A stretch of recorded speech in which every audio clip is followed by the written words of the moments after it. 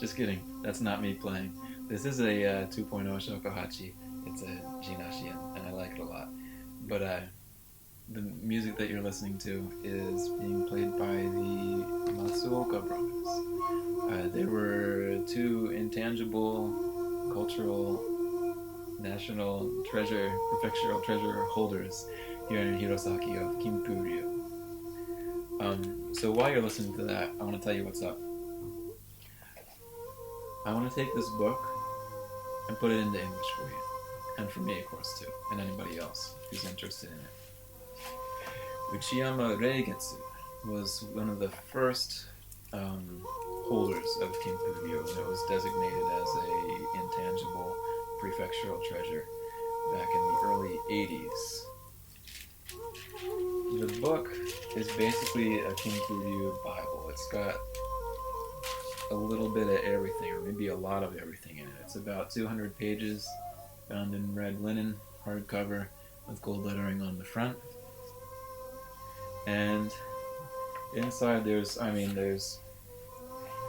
lineage charts, things about different famous people who played Kinpu-ryu, who taught Kinpu-ryu, aspects about the history, about playing style, about techniques, and all kinds of wonderful things, even about the different kinds of shakuhachi that they used and the hole spacing that they used, right down to those kind of details.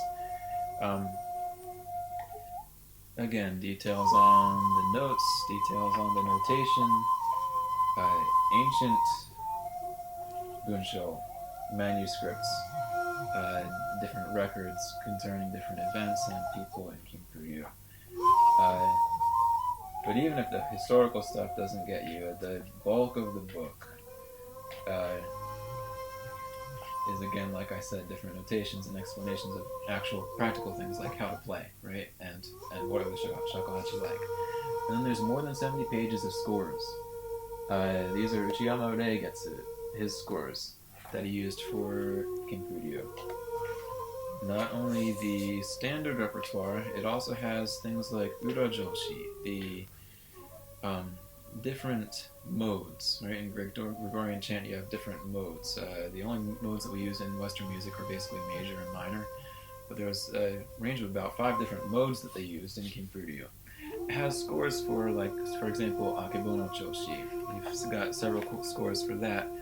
The shirabe is one of the standard pieces in the Kinpu-ryu repertoire, except when you play it on a different length, on a shorter shakuhachi, it's played a little bit differently. The tune is basically the same, but the fingering is different because it's in a different mode. And some of these modes can even be combined. In the back, we have some 3-part arrangements of shirabe, where you're using kumoe joshi, hon joshi, and akebono joshi. That's the main and 2 alternate modes being played together for a kind of really unique ensemble performance practice of Kinpu-ryu. That's something that just doesn't happen in the Honkyoku repertoire. This is not modern ensemble music. This is still Honkyoku, but it's arranged to be played in 3 different parts simultaneously, which is pretty unique, and I don't think there's anybody who's ever actually heard this happen who's alive right now. In addition to that, we also have the full repertoire of his name. Let me see. I'm gonna flip to the beginning here. There it is. Kinpu-ryu shakuhachi. Honchoshi no fu. This is the scores, the standard repertoire by Nyui Kanzo. He was a very famous player towards the beginning of Kinpu-ryu, and he wrote out these scores in detail, so it's got another set of complete scores, and also some notes and comments that he made about just the playing of Kinpu-ryu and all that kind of stuff. And you've got some different scores. And these scores are actually very valuable because they differ slightly from Uchiyama Reigetsu's scores. Everybody had slightly different playing styles. I'll give you just as a little example.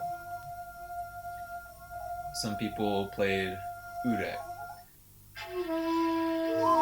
Some people played Tsude.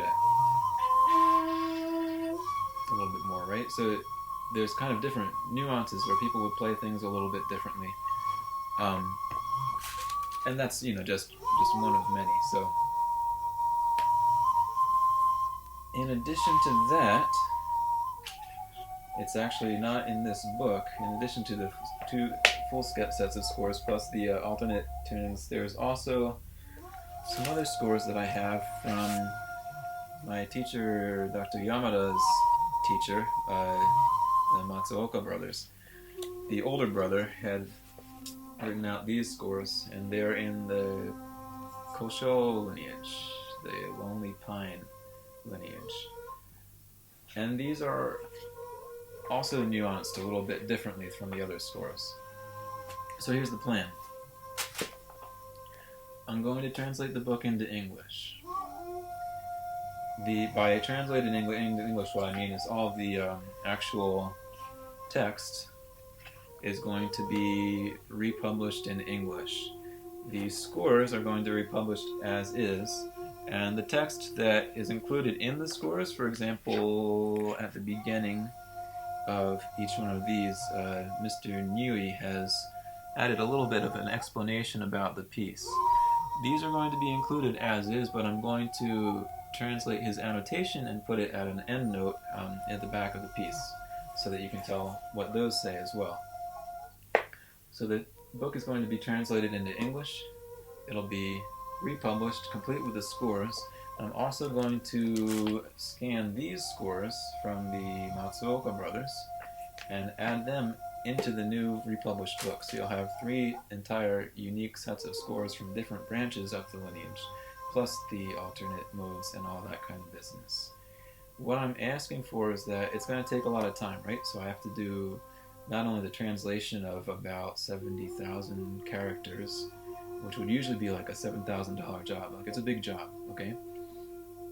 In addition to that, there needs to be typesetting, scanning of all the materials, and then having it published. So what I want you to do is order an advance copy. Your cost is $60 plus shipping. You pre-order it for $35, and then you buy the actual book for $25. $35 plus $25 is $60. That's how much it costs. If 60 people buy the book, I'll have enough funds to actually do the project, and I'll make it happen. I'm not anticipating that there will be like record numbers of people wanting this. People who even know about Kinpu-ryu are not really so plentiful, I don't think anyway. However, if the reservations exceed expectations, then I want to also offer you some other perks. For example, if the funds allow me some extra time beyond what it ends up taking me for the translation itself, I would like to do some videos that I'll make accessible to you, detailing just different nuances of the scores. If you read them, they are pretty straightforward, but there are some things that you're not going to know just by looking at the score. And I'd like to make some videos so you can know how to play the scores basically accurately. And it's good to have some individuality in what you're doing, of course, too, but part of my goal is just to let people know, hey, this is Kinpu-ryu, this is what we did here in Hirosaki, this is what the samurai were playing, and this is how they did it. And once you learn that, you want to kind of individualize it and make it in your own unique style from there. I think that'll make it even all the richer.